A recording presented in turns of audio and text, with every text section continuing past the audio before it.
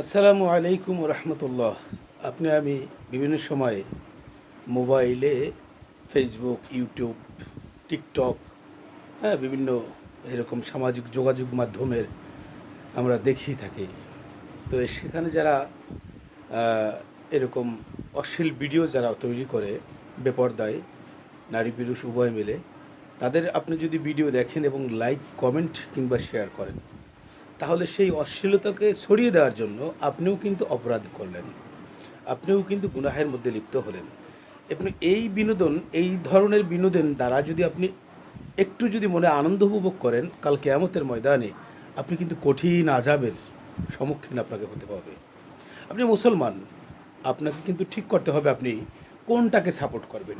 দেখেন, অসংখ্য মানুষ ভালো কিছু শেখানোর জন্য ভিডিও তৈরি করে বা শিক্ষামূলক অনেক ভিডিও আছে, সেগুলো না দেখে যদি আমি এগুলো করে থাকি, আল্লাহ পাক রব্বুল আলামিনের দরবারে কাল কিয়ামতের ময়দানে জবাবদিহি করতে হবে।